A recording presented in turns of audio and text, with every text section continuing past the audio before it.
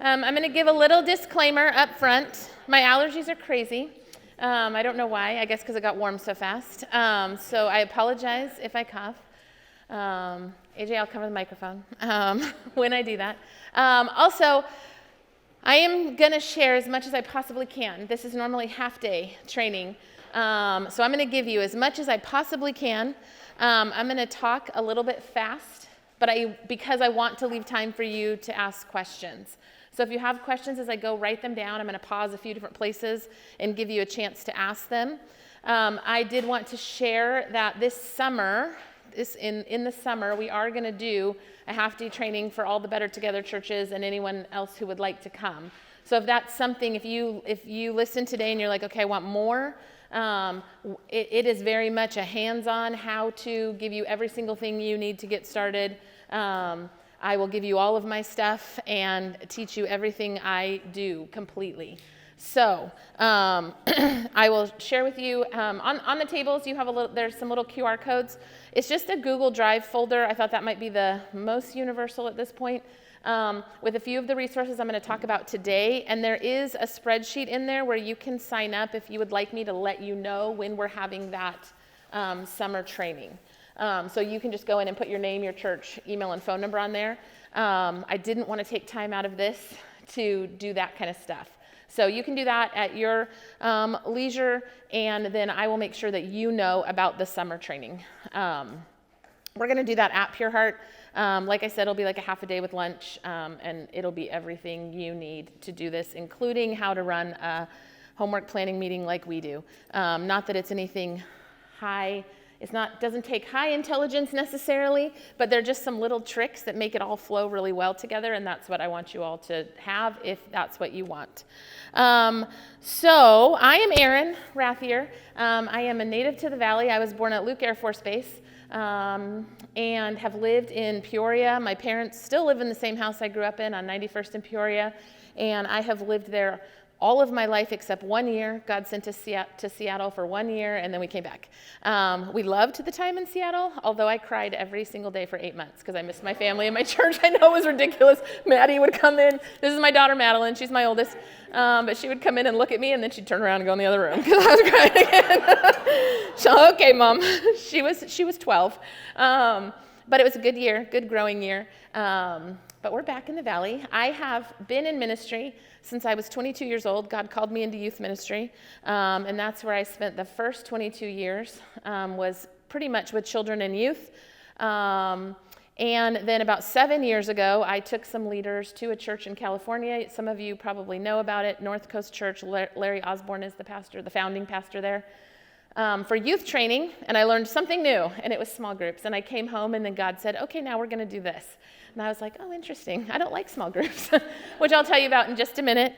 I have 3 kids. Maddie's the oldest, 22. Jonah is 18. Emma is 16. This is from a couple years ago, so they look a little more grown up.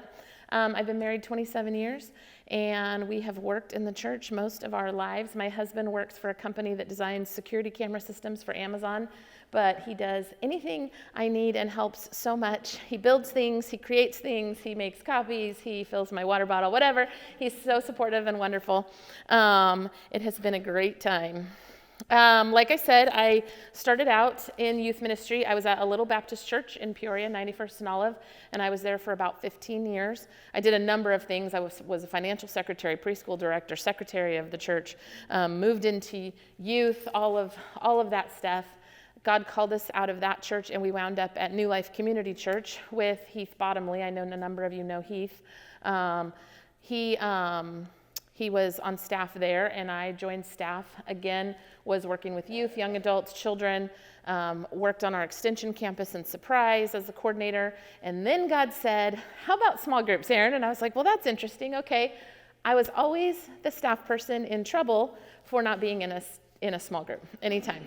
And I would get the look at the staff meeting, Erin, you really need to get in a small group. And I'm like, gosh, I'm really busy. I have teenagers 3 nights a week, but really I just didn't like them. I would always get into these small groups, and people would, it would be great the first 2 nights, and then people would stop doing the work in the book, and they'd come and they'd just want to gossip or tell me all the terrible things, not just me, but everybody. I felt like it was me. But tell me all the terrible things in their lives for week after week after week. And I was like, well, this is not quite what I signed up for. I love you, and I'm sorry things are hard, but we were supposed to be studying God's Word together. And it got tricky. So I was always in trouble, always. And now I am the biggest fan, the biggest cheerleader for small groups. I said 6 years ago, if I could teach every church in the valley how to do this, I would do it because I think it would be great. We left, God called us out of New Life into another church, which I'll talk about in a little bit, a very small, brand new church, 18 months old, in January of 2020, so you can see where that's going. In March of 2020, everything shut down, but we started groups online and had great results. And then Heath called me. He's at Pure Heart now. He said, what are you doing? Are you busy? And I'm like, yeah, I'm really busy. I teach high school. I've homeschooled all my kids, and I teach high school at a homeschool college prep organization 2 days a week. So I said, yeah, I'm really busy. I'm really busy, Heath. I'm sorry. And he said, well, could you just come help? And I said, no. And he said, could you just come write a job description and interview and train someone for me? Okay, maybe I could do that. And then I said, well, I better come and just set the groups up, and we'll hire someone into them, because it's easier to maintain than it is to start this with just information on this level. And then I got there, and God was like, no, I think you should stay. So now I'm at Pure Heart part-time, running groups, and then I'm still doing all my high school teaching stuff. I love it. We were talking, Jocelyn and I, a minute ago. I actually do, no offense, most of the time prefer teenagers to adults. So this is a different realm, but what I figured out is if I could help the parents grow spiritually, the teenagers that I love so much would have such a different life, right? So I took leaders to a small group to a youth leader training at North Coast with Pastor Chris Brown and his whole youth team, and it was phenomenal. But North Coast is a huge church. At that time, it was about 20,000 people. I think it was 7 different campuses all over Southern California, and there was just something different. I wasn't a big fan of these big, huge churches, but I was like, there's something happening here. I got a little tiny book by Larry Osborne called Mission Creep when we left. That was a free gift they gave us, and it was about 80 pages. I sat down and read it one afternoon, and the whole point of his book was that as churches, we often do a lot of really, really good things, but sometimes we're not doing the main thing we're called to do, and that's making disciples. And being in the church for 20 years at that point, 22 years at that point, I was like, yeah, I see this. And he said the way they fix this problem is through their small group. So I was like, okay, Larry. But New Life was going through a transition, pastor transition. I was coming back onto the main campus to revamp children's and youth, and God said, I want you to do this at New Life. I was like, well, okay. So I went in to talk to Heath and our other pastor at the time to see if this was even possible. Could I do small groups, youth, and children all at the same time? That's insane. I was full-time at that time, so it was a little different than now. But I walked into this meeting, and he said, what do you have? Anything? And I'm like, no, not much. What do you have? And he said, well, just a few things. I'm going to fire them off at you. And I'm like, okay. And he told me a few things they wanted me to think about. And he said, we also want you to think about small groups. And I was like, okay. I came in here to ask you if I could take small groups, so I guess we're doing this. I told him he knew what I had learned, and I said I would like to go back to North Coast, and I would like to, they're doing a small group training for small group leaders and pastors. I would love to go do that. So I went back, went through the training.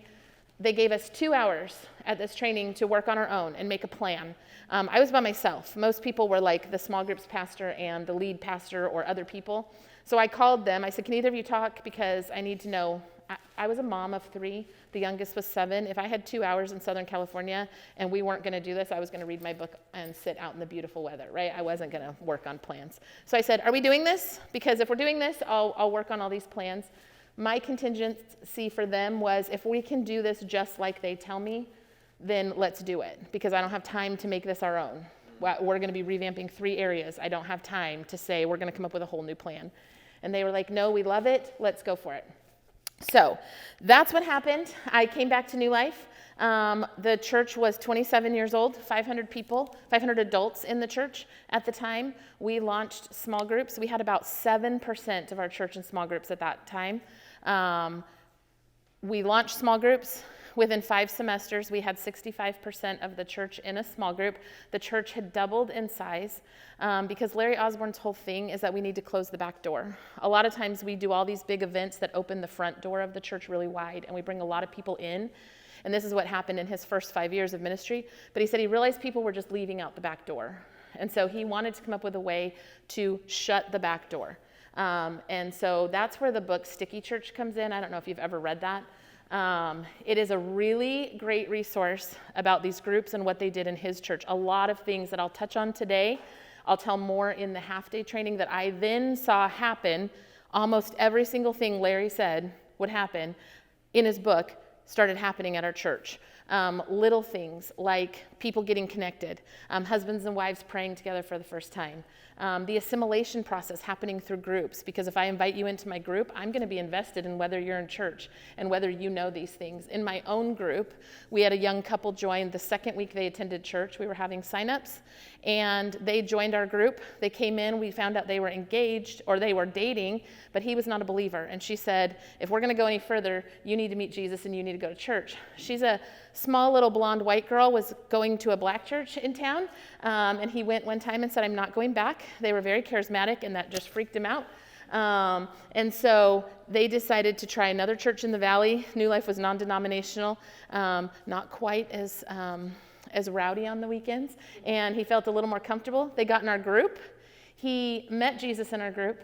He was saved in our group. One weekend we're all hanging out at my house, all the families, and a bunch of the kids were being baptized that next weekend. So we were talking about all the kids being baptized and whose kids were being baptized. And he says to all of us, I just don't think I'm ready for that. I don't really understand it. And we're like, that's okay. And I watched 2 of the guys sit next to him and share what baptism was, get the Bible app on his phone, show him how to look the verses up, how to listen to it. We go into the service that weekend. I'm standing in the back because I'm in charge of kids, getting the kids up there, and I'm watching from the back of the room. It always makes me a little emotional. 7 years ago. But I look up, and Nick was in line with their son. It's the girlfriend's, now his wife, son, to be baptized. And I thought, man, that's what it is, right? If Nick had not been in this group where he was brave enough to say, because he knew we all loved him, I don't know that he would have been up at the front that weekend. Nick and Renee got married. They went on to, they each had a child from previous relationships. A couple years into marriage, Renee got pregnant. It was wonderful. She calls me one day from work, and she's bleeding profusely. We go to the hospital. She lost 10 units of blood and lost the baby. Her placenta detached. So I'm in the hospital room with Nick as this is all happening. The group surrounded them. The group took care of them. The group fed them. Okay, we don't need to get emotional today. We have too much to do. But it's just a beautiful picture of watching this person who didn't know Jesus. And he wasn't the kind of person, he's not a reader. He's not a studier. He was not the kind of person to be given a ton of information that he had to try to digest and figure out. He needed to be in a place with other believers. And that's what Larry says in the book Sticky Church. Spiritual growth happens best when we're Velcroed to other believers in God's word. And what better place for that to happen than in a small group, right? That is a great place for that to happen. So there's a few things that I learned that would make these small groups different. Because we hear this stuff about small groups all the time. The first thing I heard was that North Coast had 85 to 90% of their church in small groups for 30 years at that time. And I was like, 30 years, 85 to 90%. National average at that time was 30% of people in a small group. Our church was much less than that. And I thought, good night. What is happening that's different here? Because how can you keep that many people in consistently for that long? There were 4 big things that, see, I'm not good at this stuff. There were 4 big things that I took away from the training. There was a lot of little things and little details, but 4 big things. Leaders like it big, people like it small. Leaders like a big room full of people. We like to say how many were there. We like to know that we brought in a lot of people. But the people coming like things smaller. Really, if you think about it, they want to connect. People want to be seen and they want to be known. And that's not easy to do in a big room, especially if you're a more introverted type of person. So that was a big deal to me. People come to church looking for a place to belong. They want their people. They want a community. They want to be somewhere where people know if they're there every week or not. And the bigger our churches get, the harder that gets to do, right? They also said, I want to make sure I'm covering everything. I started to type my notes up and then it messed me up because when I write, I remember where it is on the page. So it's like, never mind, I'm using the notes. One of the things I figured out is that as we as a church at New Life grew larger, we had to grow smaller at the same time. So meaning there had to be small places for people to connect even though we were getting bigger, which of course the natural place would be small groups. The other thing was that we started what Larry led me to believe. I didn't meet him yet. I just met him this last year, and I'll tell you that was a fun story also. But through his training and his books, what I learned was that message-based supposedly was the magic that made this all happen. And I was like, okay, I used to tease my pastor, well, I guess the message is the magic. I don't know. We'll see what happens. I came back from North Coast and said, let's just try. Let's see what happens. Let's do everything they tell us, and then we'll fix something if it needs to be fixed. Is this because they're in Oceanside and it's lovely all the time? Phoenix is hot. It's not lovely all the time. Maybe it won't work here. But we went ahead and started doing what they taught me to do. When I was there, I got to go to one of their homework planning meetings. So we create every week a guide for our church. The small groups are based on the message on the weekend, but they do not rehash the message on the weekend. We ask the question, if this is what you're teaching us on Sunday, what should we be learning during the week? We always go a whole different place in the Bible that supports whatever the pastor was teaching. So for instance, on Tuesday afternoons, we meet. I have a team of people who meet. It's about 8 people that meet with the pastor who's teaching that weekend. He takes the first 25 minutes, gives us everything he can about his message on the weekend. Sometimes he is well prepared. Sometimes he's got big ideas. And then I ask the group, okay, so what comes to mind? The group is a variety of people, not all staff. I don't want all staff because the staff is so few of who is sitting in the service on the weekend. I want to hear what other people are thinking about when he preaches this message, because that's where we should go. That's the stuff we should talk about. So I asked them, what do you think? It's a variety of ages. I have college kids. I have senior adults, men and women, professionals, moms, ministry people, all a variety. I want a variety so that we can hear all the different perspectives. I end that section of the meeting by asking the pastor, what do you hope we're talking about or wrestling with on the way home? Because that, with what people are saying, should come together to create this perfect guide for the weekend. In your, Maddie, can you come get those out? There's some guides in there. The guide is 1 page. She's going to pull one out so I can show you, but it is in the resources that I have on that link to that QR code. The guide is 1 page, an 8.5, 11 by page, folded in half, with questions on the inside and on the back. You can see it. I didn't print enough because I didn't know how many to have. I just need one. So it's simple, and we keep it very simple. It is just a guide. So on the front, people can take notes. On the inside is where the questions start. It says in here, it always starts with a my story question. So it's kind of a fun get to know you question, because 2 things. You learn a lot about a people when you ask fun questions, a person when you ask fun questions, but also the people who don't have a lot of Bible experience or don't feel like they know a lot are hesitant to answer the real questions, but they will always share here, and it gives them a place to share in group. It just helps us have a good time. I like things to be fun. I love that your core value at Palm Valley, one of them is we have fun. There's always a question asking, what did you think about the message? Was there anything that challenged, confused, or encouraged you? Because some people go home and they don't have anyone to talk about the message with. Their spouse is not a believer, they're alone, whatever it is. It's a great place to say, hey, I loved it when Pastor Dan said this on Sunday, and I didn't understand when Pastor Dan said this. A lot happens in that. But then we go a whole different place. So for instance, this weekend, Dan is preaching on hope in suffering, and he teaches one whole section. We're going to go through the whole story of Meshach, Shadrach, and Abednego, because there's a good correlation to the 3 points he makes about suffering through their story. So it's different. We're going to a different place. So message-based changed everything. In Larry's book, he said he read a statistic that said after high school or college, 85% of men will not read another book. And he said, but what do we do when we put them in small groups? We hand them a book. right? And he said, so what he was seeing is that the men would not do the homework, and then they would stop attending the group because they were not prepared. They don't want to sit in a group where they don't have anything to say and they don't know what's being talked about. And that made total sense to me. My husband is not a reader. He is not a reader at all. And he was this type of guy. He did not want to go sit where everybody knew everything and he didn't know anything. So to being tied to the message, even if someone attends the message on the weekend, that's half the preparation. They have stuff to share. We take this guide in our group and we just start at the beginning. We gather, we welcome, we get caught up on the week, all that stuff. We pray, and then I just start reading through. Have you ever gotten to watch something grow, a plant, a child, etc.? What were some of the essentials needed for healthy growth? And then everybody answers. When it's time to read scripture, we read it in the group. So even if someone doesn't do this, they can still participate and they can still learn through the group, which makes it a nice place for them to be. The interesting thing is I just read a study which disturbed me. 42% of all people will not read another book now because of our digital age. And I thought, wow, that's big. There's nothing wrong with book studies. I love book studies. I do them all the time, but I'm a reader. I read all the time. But for people who are not reading, we're putting them, Pastor Ryan talked in that first session about not having obstacles, right?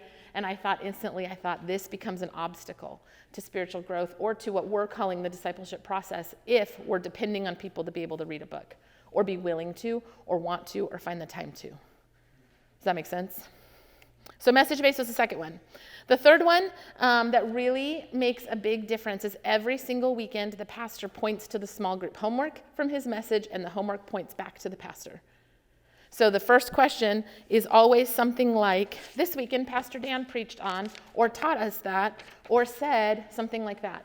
In the message, he'll just find one little spot to say, this week in your small groups, you're going to be talking about whatever, or you're going to dive deeper into, or we think it's really important for you to be in a small group. Every single week, they point back to each other, which is a big deal.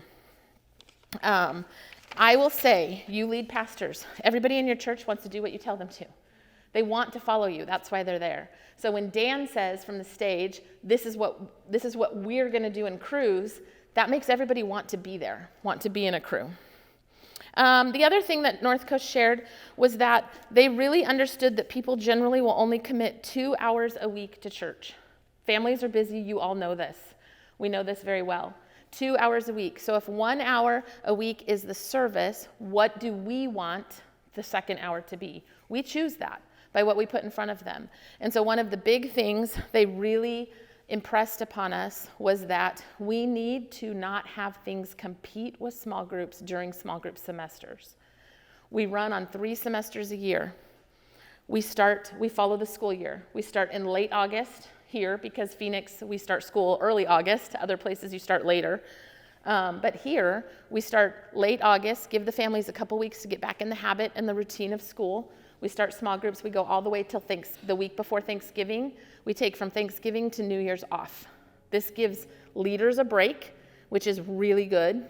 It also gives people a way out of their group if it's not fitting well. And I'll talk about that just a little bit. Then we come back second or third week of January. We run groups for about 8 weeks. We take 2 weeks off around the local spring break time because, again, when families are on spring break, kids are out of school, things get a little hectic, out of routine. We come back towards the end of March, do another 8 weeks, and we take the whole summer off, which sounds crazy because it's like we should be in this all the time, but actually it creates a really great rhythm. It creates a constant anticipation. I can't tell you what starts happening when we get to about July. People are like, when are groups back? When are groups back? We need our group back. I tell groups they can continue to meet in the summer. We're just not creating curriculum. We're not setting the expectation that our leaders need to lead every single week of the year. We wind up meeting about 26 weeks of the year. About half the year is what it comes to. But it's a great rhythm for families. It's a great rhythm for leaders. Gives them a break and a rest. So how do we do this? We run groups in 3 semesters, like I said. I shared that part already. We guard the gate where leaders are concerned. And what I mean by that is we are looking for people who are leaders out in the world outside of church. They already know how to lead people. I don't need to train someone who manages a whole team of people on how to deal with people for 6 weeks before they can lead a small group, right? I don't need to do that. I don't need to make it hard for them They are leaders. I need to teach them how to find their resources, how to use the homework, how to structure their group night so that it's great and it's life-giving, because these are busy people. But we want to make sure that we are putting people in place who can deal with a group of people well. We look at these group leaders as the pastors over their group. And I don't mean the title pastor, I mean literally the shepherding.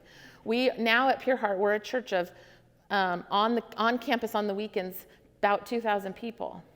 We need people to be that front line. I look at them as like the first responders, right? If we have enough groups where 85 to 90% of our people are in a group, they are the first ones. Those leaders are going to know when a marriage is crumbling, when there's an illness, when someone has died, when there's a job loss, all of that. And a lot of that can be handled in a group. Not that we don't want to know as staff, we want to know about the big things and we want to step in and support when it's needed. But if there's a job loss and the group all rallies around and can help fill that need, the church now doesn't have to step in to do that, like the organization of the church. Does that make sense? When someone's in the hospital, meals are brought, people are cared for. When a baby's born, meals are brought, people are cared for. When there's a death and someone's really struggling with grief, they've got a group of people and this leader that can take care of that. We always try to partner 2 leaders together, so either 2 single people or 2 couples, because we want to make sure that the leaders have someone to support them as well. It does 2 things. If a leader needs to be gone, group doesn't have to be canceled. But also, if something tough comes up in the group, it's not just one entity, one person, one couple having to deal with that on their own. So we call it a lead couple and a host couple. In the resources, you'll see what the expectations are for those. One couple hosts the group, gets their house ready, makes the space nice, has the gift of hospitality. We have some groups that meet on campus. My group meets on campus because we offer childcare 1 night a week there for them. So I have a couple that acts as the host. So they make sure the snack list, which is very important. I heard last night snacks didn't get brought, and the kids were upset when they came out of childcare. They were, that's what I heard today. But they make sure the snack list is handled, that potlucks are handled. They do the things like, let's get together outside of here. And then the lead couple comes in and leads the discussion, prepares that. So again, it's two entities working together, making it a much nicer way to lead. Leaders will lead longer when they're cared for. We all know this. And there are some easy ways to care for our small group leaders that don't take a lot of extra time on our part. Not because we shouldn't give them all the time they need, but because sometimes we just don't need to be the ones to do it. There are other ways to care for them well. We want to make sure that people are, of course, believers, that they have been in a crew at least 1 semester before so that they know how it functions. Keeping the culture and the structure tight means that people understand how this works. Again, I talked about not making it hard to lead. When leaders come up and I find out they want to lead, I sit down and have a conversation with them. I want to know who they are. I send an email out to our entire church staff and say, does anyone know this person, have experience? They want to lead a crew. Any concerns? And I ask them, if you have concerns, I would like you to message that to me privately so that I can find out. Sometimes it's like, well, they have volunteered in 4 different areas and quit after the first 3 weeks every time. That would be a concern for me with a Heart Crew leader, because if they're not going to be committed for a whole Heart Crew year, I'm not sure that's going to be a good fit, because I definitely want this to be a long-term thing.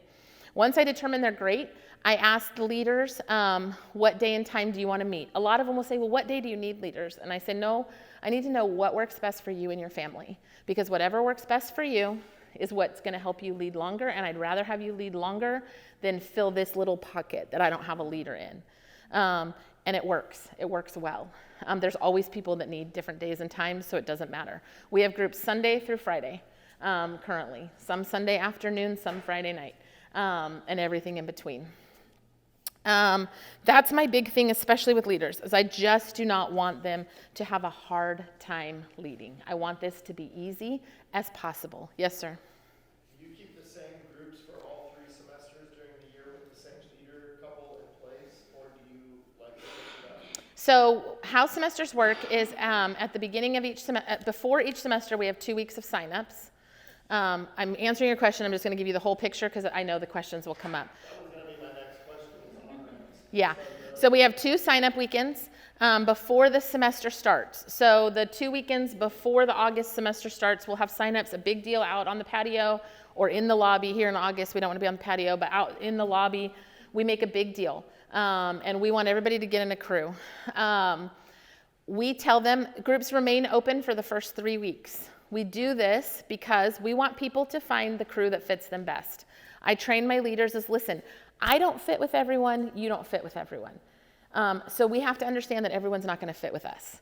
And so we need to be ready to get people where they need to be. We want them to find their group of people that is going to fit the best, that they're going to enjoy the most. So they're open for the first 3 weeks. So we have 2 weeks of sign up. Then we have the next 3 weeks of group open. So people can go check out a group, try it. If it's not a good fit, they call me, they let their leader know whatever they're most comfortable with, and we tell them what other groups are open, and they can try another group. This helps people sign up because they don't feel stuck. It's not like I'm going to go to this group and then they're going to have their feelings hurt if I leave. No, nobody's feelings are hurt. We tell them, Maddie works every sign-up session with me, and this is a lot of the conversation. Well, what if I don't like it? What if this? What if that? You can get out. We close the groups after the first 3 weeks. We do this because we want to create a safe sharing environment. The last 3 weeks of each semester, we have what's called intro to message-based groups, crews, we call them heart crews, where I lead that and people who are not yet in a group can come. So there's just a few weeks in the middle that groups are closed, which I know sounds crazy, and some people are like, what, they're closed? But we never tell them no, we just tell them what the next step is. So we don't say, you can't get in a group right now. We say, yeah, your first step would be to come to the intro group.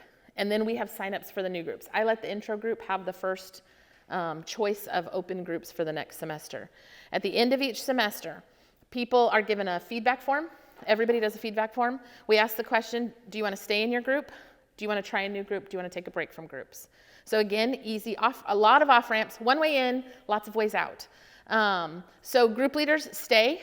They lead for a long time. I'm in my 5th semester with this group, but we're in our 5th semester at Pure Heart doing this. My last group met for 5 years together. It didn't mean that people didn't leave sometimes because work schedules change or they move or different things like that, creating open space in our group. But once a group is together, that's great. So how do we grow? Because that's the next question that comes, is how do we grow? I ask the leaders, if there's someone in your group that you think would make a great leader, I would love you to start letting them lead every once in a while in your group, start giving them a chance to do that. And then at some point, if they're a leader, they're going to need to lead, right? It's hard to leave your group, but they're going to need to lead. So what I tell the current group leader is if you have someone who can lead in your group and you're ready to let them go, because sometimes they're not, sometimes they need them in there because they don't have a host or something like that. But if they're ready and you're ready to let them go, I will talk to them. And my suggestion is we never split groups. We never say like, okay, your group's going to split in half and now you're going to open more rooms. Either the new leader can start a new group or the new leader can keep the group and the old leader can start a new group. So I start a lot of groups because of my job, because it's necessary. Right now I have 3 couples in my group who could lead. We all love being together. So this is a hard conversation in the group. In fact, one couple shared with the group, well, we're going to start a group. And one of the ladies goes, well, we're all just coming with you. I was like, oh, that's funny. We're all going to go. But what will happen is they will start a group, and they will start a group that fits for them, meaning the day and time and the age range or the station in life they want to lead. And then whoever wants to move to that group will. And then we will continue on with our group. We'll have a few spots open for new people to come in. So I ask leaders to commit to 1 Heart Crew year, no matter when they come on. So if they come on in the fall semester, I'm asking them to commit to fall, winter, and spring. If they come in the winter, I'm asking them to commit to winter and spring. If they commit in the spring, I'm just asking for the spring commitment because we're going to take the whole summer off. That's a long time. Life changes. So that's the commitment I ask from them. Did that answer all of it? Good. How much do you let your groups get? I recommend they're between 12 and 16 people because at 12 to 16, if a few couples are not there, it's still a good group to have conversation with. If you only have 6 people in a group and 2 couples are gone, that leaves 2 people. You know what I mean? So I recommend 12 to 16. I will be honest, my group is larger than that. I think I have 24 in my group right now. But part of that is because we've been together a while and we are going well. And when someone says, hey, my friends really need to come into group, we all just talk about it. We have a couple people in our group that are like, bring everyone. And I'm like, we can't bring everyone. We're not starting a small church. So we're at a point, though, where I know that we're going to have some people move off to lead. I actually think I'm getting to, probably after this year, I will start a different group. We have a really solid couple that's been leading this last semester, took over from me. And again, I hate to leave them. I really like them all so much, but I'm not doing my job if I don't move on and start new groups. So I say 12 to 16. I ask the leader how many, or the host, whoever it is, how many will comfortably fit in your space. Because we're in the church, we're in one of the children's rooms that's about this size. It's not uncomfortable to have us all. So I let them tell me. I do have a couple groups of women who live in apartments. So their groups are a little smaller because they just can't fit that many people. So I try to work with the leader, but I think 12 to 16 is a sweet spot. If you get too much bigger than that, not everybody can share. We had another group that was 22, and the introverts in the group always just stay quiet. But what my co-leader, the guy who's taking over from me, he does something really cool in groups. Usually the last question, he says, okay, find someone who's not your spouse and talk about this question. And it's kind of magical what happens, because all of a sudden, every single person that didn't speak the whole night is talking. It's so much talking. So we haven't left each other. We're not dividing, but there's some spaces where everybody gets to share. Yes? Do you do like age groups or affinity groups or just open groups to anybody who wants to come and then mixed ages, or do you kind of help people find people in their same age stage? I ask the leaders what they want to do. So we have some that are just mixed general groups. It's a mix of ages. I have one leader. He's a single guy. I think he's a police officer. Has 2 kids. He's in his mid-30s, and his group is a mix. His group is almost mostly people over 40 or 50, and he just leads that group and loves it. Then we have other ones that are like single adults, 25 to 32. We have a young women's group. So it just depends on what the leader wants. Our Wednesday night groups, we have one night a week where we offer childcare on campus. We ask the families to pay about half of what it costs us, because I want some investment. They will all sign up and then not show up, and I don't like that because we hire the workers, and so I want them to be accountable for that. But we have Wednesday night, so I try to keep those mostly young families groups because we need a place where the kids can go. But I don't dictate that. Here's the thing that I will say. It is a simple system. It is a very simple system, but I try not to be too controlling. When I came into Pure Heart was 18 years old on this campus, but has been around for 38 years. So there were a lot of different things that had happened. This is the thing that I love about this. It's not like the latest and greatest. Here's the system that's going to change everything. If you've been in church a long time, you've been through a lot of those systems that really didn't change everything. Changed all your workload, but not the results necessarily. When I look at this, I just think like this is what Jesus did, right? He grabbed 12 guys, and they were centered around the Word because he was the Word, and they walked it out together. That's how Jesus did discipleship, right? He did it this way. However, we had some people in there who lead book studies. They love them. I didn't tell them no. I don't care. You can lead your book study. We put it out there at signups the same way. I asked them to get on the semester schedule, which they then loved because it gave them a break. I asked them to keep the groups the size that we do. So I asked them to fit into the culture that we've created for groups. But if they want to lead a book study and people want to come to it, I'm all for it. We have a group of ladies who loves Beth Moore studies. So they do it every semester, have 8 to 10 ladies in there, and they love it. And I'm fine because those 8 to 10 ladies are connected. Right? I don't need to be too controlling of this. If a leader wants to have worship on their group night, have worship, do it. I love it. That's great. If you have someone who can play the guitar and sing and you guys all want to sing together, if you want to pull videos up, I don't care. You do that. Within the structure, I'm not micromanaging what they're doing. So to what degree are you promoting that with the 2 weeks? Is that on the card? Will it say those specific things that would attract that kind of attention? I'm sorry, I'm going off Like the camera. I'm going to get in trouble. One should include worship with. Is that described so people Yes. can see that? So all the groups are online, but those 2 weeks we hand out, I didn't mention that, I need to mention that. So we hand out this guide, just a little quick guide to all the people as they walk in the door. And on here, our first groups are all the message-based groups. This is various studies. So it tells on here what studies they're doing. So people can take this in at the beginning of service and kind of read through. And then after service, they can come out to us at the tables, or they can get on our app or online and sign up for groups. Also, on the online listings, it has all the information and a picture of the leaders. So they have all that before they go. The one thing I didn't say, I'm going to answer questions in just a second. The one thing I didn't say about the homework guide, we hand this out to every single person that works in the church every Sunday. Every weekend. We have Saturday and Sunday. But the reason we do that is because what is changing at Pure Heart and what changed at the other two churches, and I'll tell you what happened there, is that we are just assuming you're in a crew. If you're at Pure Heart, this is what we do. We go to church, we go to crew. We might do a lot of other things too, but everyone's doing this. So you must need this on Sunday because you're going to go to crew this week, right? Well, what happens is a lot of people start doing this and working on this on their own before they're brave enough to get in a crew. I will see people sitting in there, and I know they're not in a crew. I'm like, oh, look at them just doing all the homework, which that's great too, right? They're taking it home. They're diving deeper. They're going in.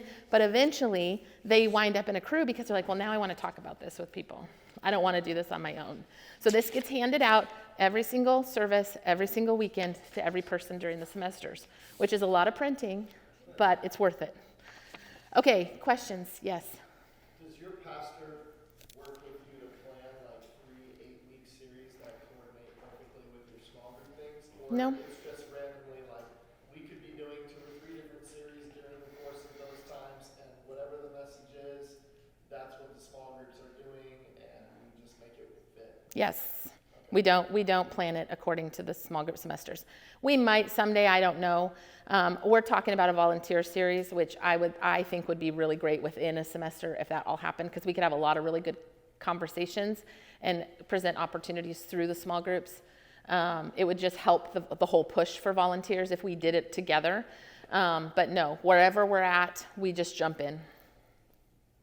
Yes. Two quick questions. First one, for your guides, when you guys are not in your 8 weeks series, do people expect those guides still when Yeah. you're not in those 8 weeks? So what I do, I write the homework currently, and I have another person who's learning to write.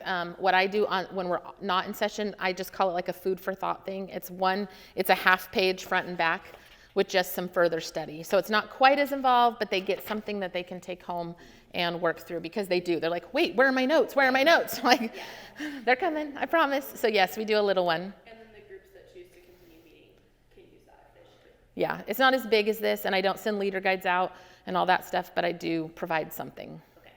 And my second question is, you said you work really hard as a church not to compete with your This is the biggest deal. Thank you. This is the biggest deal. So this is, when I was at Pure Heart for a little while, in between New Life and the smaller church that I went to, and small groups were not happening. Actually, Pastor Brian sitting back there, we had a conversation one day, and he said, I don't know if Pure Heart's ready to commit to this. Not because he wasn't ready to commit, but he was just like, as a church, everybody has to get on board with this idea that during semesters, we're not doing a lot that's competing.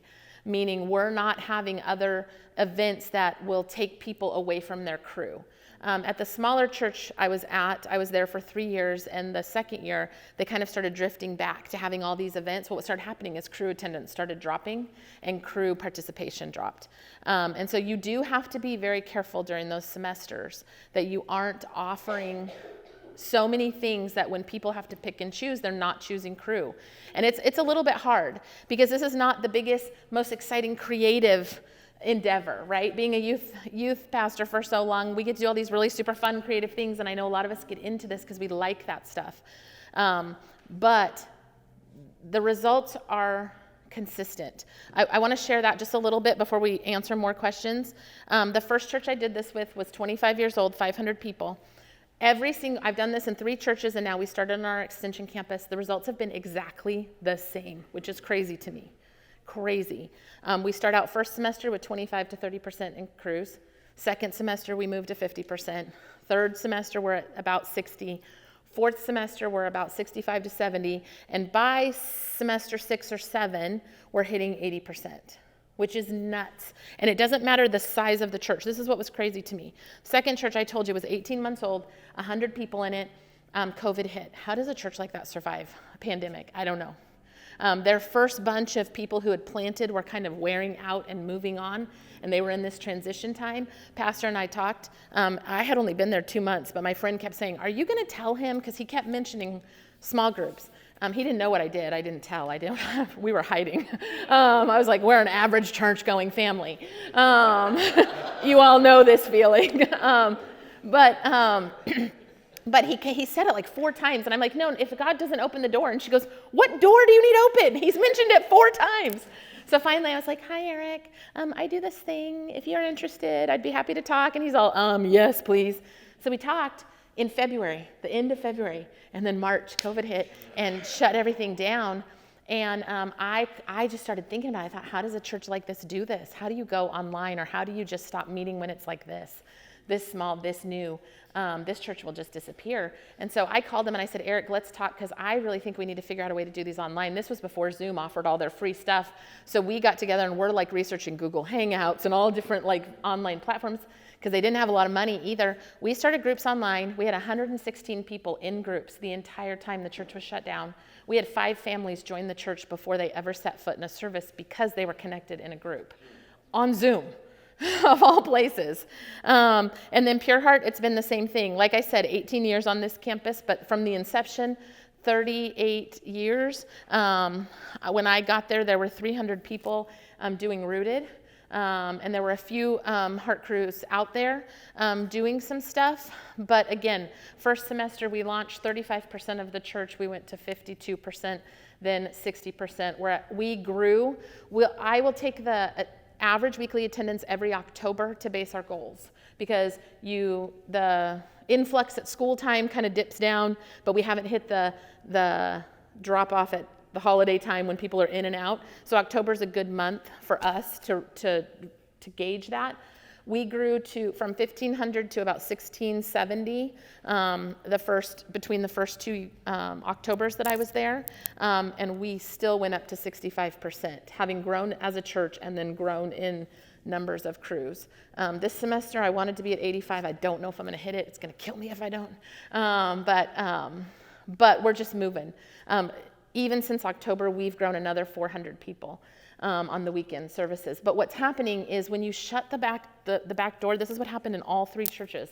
When you close that back door and people are connected to other believers and they have a place to belong, they want to be in church. What I saw in all 3 of them, people start anticipating the weekend message, because they know they're going to go to their crew and they're going to talk about it. They take notes. They watch more services online when they're not in church, because they're going to their crew. They don't leave because they've got people now, and they like them. They want to stay with them, and they got to choose them, all of those things. And so that's what I have seen over the years. What questions? I know we're running short on time. Yes, ma'am. I want to go back to when you're planning. You said you bring that diverse group together and talk about how many people do you put in that group each time you meet? Each church that I've been in, I've had about 8 or 9. Right now, I would like to add a couple more to our crew at Pure Heart, just because I feel like we need a little more diversity. One more question. You just mentioned you have people will miss the service, so they go online and look. Can they download then that guide? So it's online for them? Yes. And anybody can go to your website and download that? Yeah, now that we had some stuff to work through with the first couple semesters, but now it's actually connected to the message, so it's on the YouTube, it's on the website, which takes some effort. I mean, I don't know all the techie stuff, but our IT guys had to work some things out to get all that. But ideally, it's connected, so it doesn't matter if they watch the message 5 years from now or not. They can pull out that Heart Crew guide. We also have it available on our app. If you have a church app, you can put it. So we have gotten everything where it can all be gotten, no matter where people are. So I have 2 questions. The guide that you guys create, the team of people, is that created prior to the Sunday message or the week after? No, prior. So right now we meet on Tuesday. I prefer Tuesday mornings, but Pastor Dan is very busy. So Tuesday afternoons, we have this meeting. I take all the notes I write, but like I said, I'm training he's a writer. I'm just training him to write how this works, training him in the structure. But I take all the notes from our meeting, so I just take notes furiously. I get the pastor's notes online. He sends them to me, but then whatever everybody's talking about, all the different passages, and they mention lots of different things. And then I sit and pray over those, and it's a pretty fast turnaround. So I write on Tuesday nights. I send it to the pastor on Tuesday night. who's teaching so he can approve it. I want his eyes on it. I want to make sure that I'm not accidentally heretical. This is a lot of people getting this stuff, right? I don't want to be responsible for that. So I want his eyes on it. I want to make sure that there's not something I missed that he would like in there. So he approves it Wednesday night. By Thursday, we're printing and folding. So it's very quick. I then create a leader guide, which is the participant guide with all the answers to the questions and any information from the meeting that I think would help them. And it's also kind of guiding the leader. If someone doesn't say this in this question, please make sure that you do, because it's going to lead to the next question. Does that make sense? I email that to all my leaders with a weekly email. This is where I do a lot of my training, which sounds crazy, but I am just constantly dripping in vision. I'm dripping in how to work with a group. I remind them, if you're vulnerable as the leader, your group will be more vulnerable. I remind them of how signups are going to happen. I remind them of following up with their group members, keeping their rosters up to date. So I do a lot of dripping in through my weekly email to the leaders. I do a lot of encouragement, a lot of thanking. There's a lot of thank yous in my emails for the time they give every week. I then try to contact 5 of my leaders every week. So North Coast said a full-time person could manage 100 groups. And that's because the system works really well. It's a very refined system. But then also I'm reaching out to 5 or 6 every week just to say, hey, how's it going? What do you need? And again, when you're recruiting people who are leaders out in the world, they don't have a hard time being with people. They just need the resources and the structure. And I know the thought is sometimes like, well, where am I going to find these leaders? God really does an amazing thing. God really does just start bringing people. At New Life, we had a military corporal who had never volunteered at all. But of course, when we were recruiting a leader for this, that fits him. You know, he leads people. He leads them well. So it's a good place, and he loves Jesus with all his heart. So it's a good place for him to serve. I know there's so much more. I'm trying to give you so much information. What other questions? How do you track attendance? So we have attendance online. Leaders are not great about doing attendance, so you can do one of 2 things. You can have someone who calls them all every week who didn't do attendance. But what I prefer to do is I really work with my leaders to keep their rosters up to date. So if someone does not come in those first 3 weeks or won't respond, I want them to get them off their roster. And a lot of them are like, but what? No, they can sign up for another group. I need to know how many people are in groups. I need to know how many spots we have open next time. So we're working on attendance at Pure Heart, but it's a long time of different things happening. But I also am not sure that having my paid admin work 5 hours on Tuesday to get attendance is really the key thing. So what we're working on is those rosters. I'm depending on leaders to update their rosters, and I'm continually telling them. And if I know one's not, I will call them. Hey, who hasn't come? I need to know. I need to know your open spots. And they do. They'll text me, so-and-so's not going to come, so-and-so. They understand. The leaders really are they're good at driving. One of the things I told Heath, our associate pastor, last semester, because it was our third semester at Pure Heart, and I said it's really interesting because the people of the church now have caught the culture quicker than the rest of the staff have. This is one of the only things that I think I've ever done in church where the congregation drives the culture in this before the staff does, depending on how big and long your staff has been around. They get it and they love it. And so they begin pushing this before even you have all the staff. This semester, more of our staff got in groups and are leading groups, even though they were told. I was one of them. I don't judge. But there's some really cool things happening now, but the congregation begins to drive it before, because the congregation wants it. Yes? What's the financial impact? Do you have a metric on this? Like giving, or how much it costs? How much it costs to do the and everything for the population? Do you have a metric on It's really a good question. I have not asked that question as of yet. What I will say, it is far less than buying books for people. We don't do piles and piles of training every year. In August, I do a big leader and host dinner where we do a very nice dinner, cater the dinner, have a good program, give people a chance to share what's gone on in their groups over the last year. Pastor Dan speaks, our Grow team pastor speaks, I talk. It's just a night of encouragement and commissioning, basically, for the year. Lots of prayer. At the end of the year, I will do another celebration, not quite as fancy, but where group leaders will give a lot of testimony from the thing. The other thing I didn't share, so I don't know that answer, but by summer I will have that because I should. Can you make a note of that for me? Yes.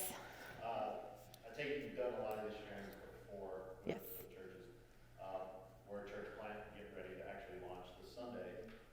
Oh, congratulations. Oh, that's so exciting. Is there a time period for a church plant? Like, closing the back door is huge, Mm-hmm. but also a church plant, adding in like new ministry areas. Yeah. It's very strategic when you do those. For me, I'm not the lead pastor, but for me, like, I'm thinking as soon as possible. That's what I'd say.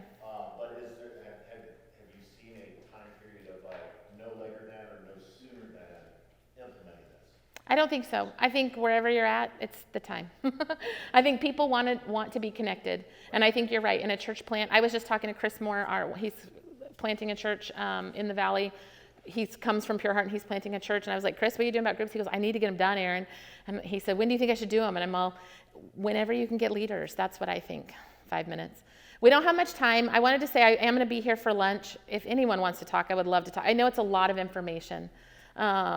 And I would love to help. I am happy to talk about groups all day, every day. As much as I did dislike them, I'm not kidding. I have become the biggest fan. I have just seen so much happen. I wish I had time to tell you all of it. It just, the simplicity of this structure, this is what I attribute it all to. The simplicity of this structure makes this work. There's obviously some key things that drive it, but because we're not overcomplicating it. I would say as soon as you can get them started, I would say as soon as you have leaders. Because that's with the church plant, that's where it gets tricky because you don't know people yet, right? But if you do know people from your pre-launch stuff, and whatever you've done moving into that point, then I say the sooner the better. And again, if you have 100 people, you're not having 100 groups. You're having maybe 5, right? So it's not that difficult to get started. So I would love to chat about that. You guys, my cards are on the table. You are welcome to take them. I definitely, if this summer I will go into very detailed training of all of this, give you all the resources, all the things. There's a group covenant that we use. I thought of something else just now when you said that, and I can't remember what I was going to say. I feel like I left so much out. Anything important you can think of that I did not say? Brian, anything you can think of? It's a lot of words. But I'll be here for lunch. I'm happy to chat if you want to chat more, if you have other questions that didn't get answered. An hour is not a lot for all of this. Or also email me, call me. I would love to chat, love to help. I think they're amazing.